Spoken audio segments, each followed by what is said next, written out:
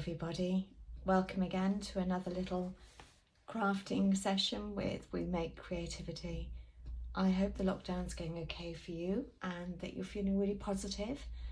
As part of this week, we've been sharing a Flipgrid video out there all about bees. We've taken lots of information off the internet and popped it into a little workbook for anybody who wants to take part and learn something a little bit more beautiful about bees. Well, to begin with, I want to show you this side where we've got some cut out figures. Luckily, I have a very special machine that does this for me. But I want to explain to you kiddos that actually, even if you don't have a machine to cut your card and paper, all of these shapes are really easy to make, and you can make them out of anything. You can make them out of such mundane things as newspaper or cereal packets. It's totally up to you. So to begin with, I'm going to point with my little Sharpie.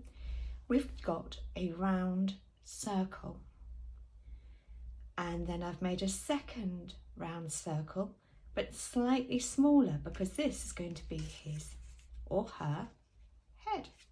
Okay, then we have two teardrop shapes, and I'm going to show you how a teardrop is actually formed. All right, I'm going to get a pencil and just outline this.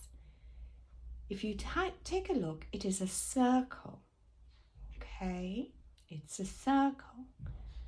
And what we've done is we've just made this little point at the end of it. If I turn this upside down, you can see, again, part of it is a circle. And we actually need two of these to make the wings. Other items I've cut are these little black stripes, but those can be drawn with just a pen. And we have here, guess what those are? Those are going to be stuck on here. And these little balls, these circles, are actually going to be the eyes.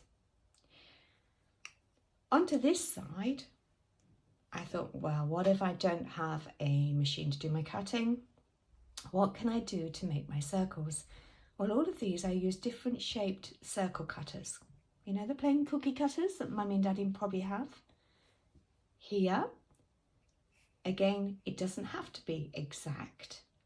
Look, they look completely different. But they'll still look really good when we stick these on as wings. And what I did make sure is that I took different types of writing and photographs out of the newspaper just to make it look a little bit more fantastic. Okay, so you can already see here that the bee is taking shape. So very quickly, I'm going to show you how to make both. All you need is a Sharpie, a pencil, some glue, and a lot of giggling. Okay, so first of all, I'm going to do this little bee here, and I'm going to stick this one onto my paper. Now this paper can be any colour, can be any shape, it can even be a paper plate, who cares? All right, remember the secret is not to worry about what you make, but to have fun doing it. Then I'm going to just put some glue on the back of the bee's face. And I think it just needs to go a little bit off center. There, okay? So it's overlapping. Can you see the overlap? Then I'm going to get the wings. Now one wing is going to tuck behind this piece of card, which is why I didn't stick it all the way down. And the other wing is going to lay on top. So I'm going to do this wing first.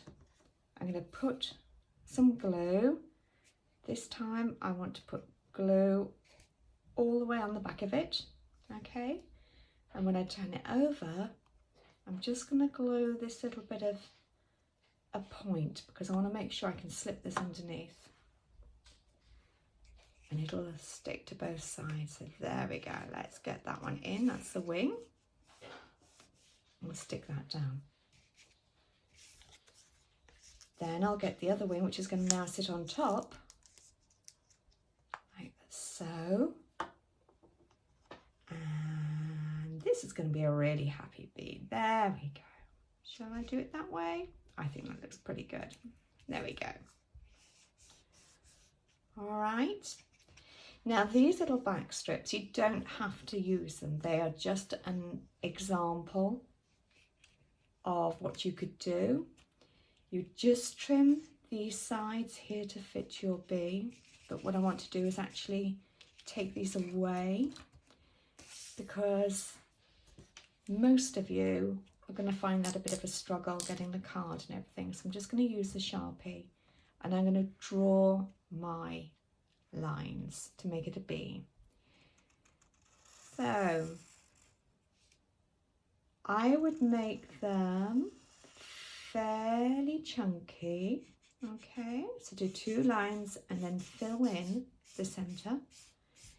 If you want to, you can use oil pastels, chalk, paint pens, anything that gives you, even big black thick markers, all right? Now what I'm going to do is I'm going to do 1 line here, but because it's being hidden by this wing, I'm not going to carry on through the wing. I'm just going to do this part here. Okay.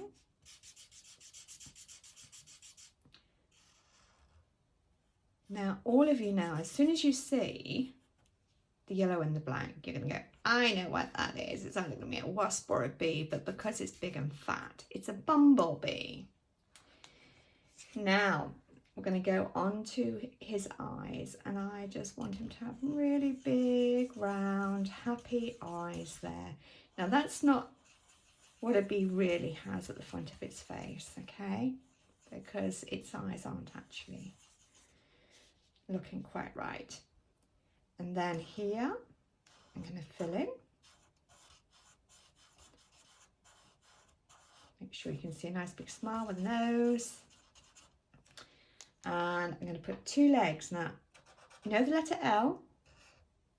There's the letter L. There's another letter L there. Okay. Now I'm going to go back to my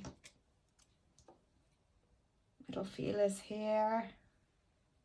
And I'm going to stick these on. Oops, doesn't want to stay. I'll do the other one.